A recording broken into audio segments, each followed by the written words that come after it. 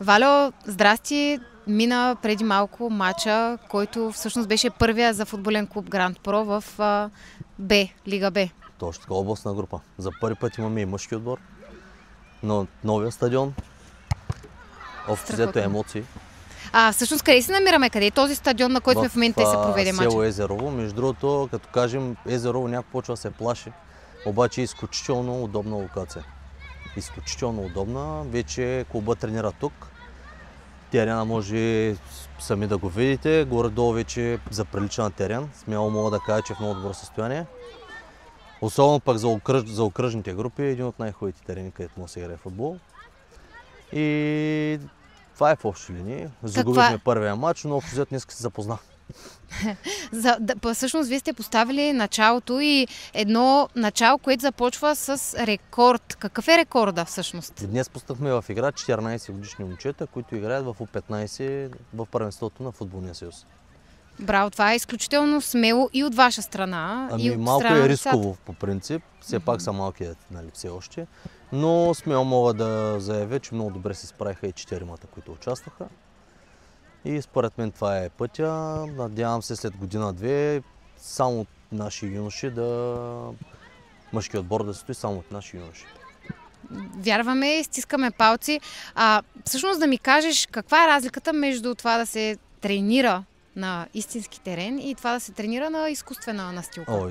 Изключително. Първо размерите. Второ, по съвсем различен начин топката се отигра, по съвсем различен начин върви. Естественият терен това е не богатство, предимство, ами не знам как да го нарека точно.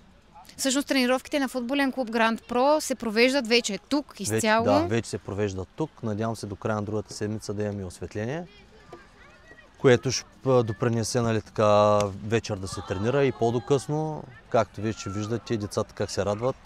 Могат да тренират по-дълго време.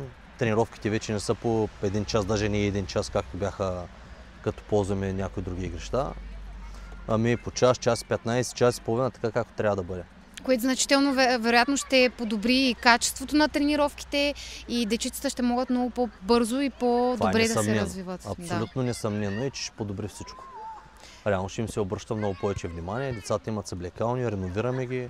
Предстои изграждането на още един терен, който ще се ползва. Надявам се да успеем да направим и ние изкуствен за зимните месеци. И така в общи линии. Още има какво да се желая, разбира се, но на този етап мисля, че до момента се справяме много добре. Наистина едно изключително развитие за последните 2 месеца.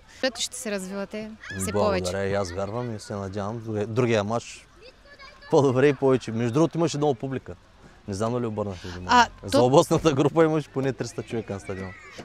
Точно това си мислихме, влизайки на терена, колко е хубаво, че хората и в Езерово, и от близките села, и от Варна могат да дойдат да подкрепят младите хора и да гледат истински футбол. Мен повече ме радва това, че много родители присъстваха, наши деца и много деца малки, които тренират в клуба, присъстваха, което значи са доста запалени и ме е интересно да видят мъжки отбор, треньорите как играят, защото едно е да им говориш, нали, суха материя, да им обясняваш, друго да им покажеш под някаква форма.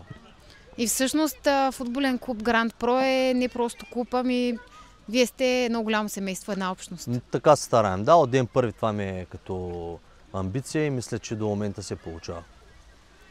Благодаря много и успех! И аз благодаря.